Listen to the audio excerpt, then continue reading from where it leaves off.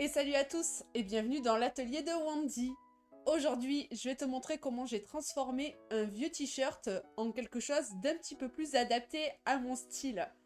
Alors, l'histoire, elle commence quand il y a une copine qui ramène plein de fringues qu'elle ne mettait plus au boulot.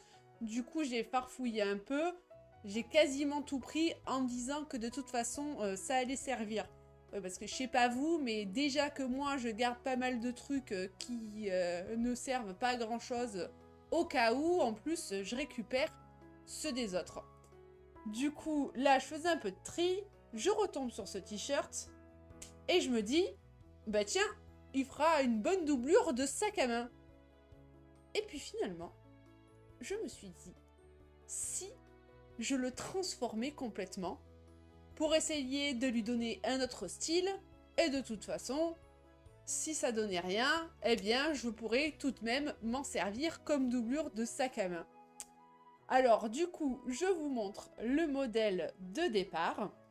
Donc là, vous voyez, il a un petit col écolière qui remonte bien, hein, du coup, au niveau du buste.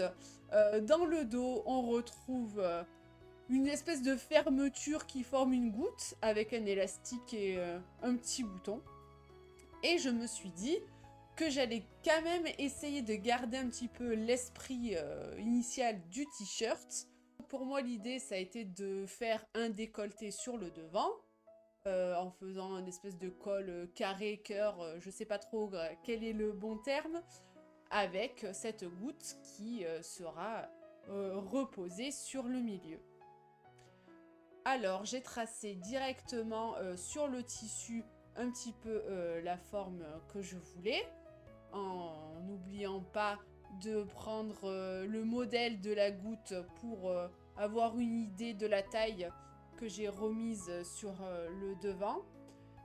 J'ai plié mon t-shirt en deux pour avoir de la symétrie. Et voilà, j'ai découpé au niveau du décolleté. Et du coup, j'ai aussi repris au niveau de la nuque, hein. Donc, j'ai un petit peu raccourci tout ça également au niveau de la nuque. Alors, je me suis confectionné un biais blanc assez épais. Parce qu'on peut voir que sur les manches, bah, c'est pareil, hein, on a une bordure assez épaisse. Donc du coup, voilà, j'ai utilisé un tissu qui me restait pour confectionner ce biais. J'ai commencé à le poser en partant d'une des épaules jusqu'au niveau de ma goutte sur le décolleté. J'ai été confrontée à mon premier souci avec l'espèce de petit angle que j'ai fait au niveau du décolleté. Je savais pas trop comment gérer le surplus de tissu. Alors du coup j'ai découpé, j'ai essayé de faire un petit repli et de faire une couture. Alors j'ai essayé le point droit, puis finalement j'ai utilisé un point zigzag hein, pour que ça tienne.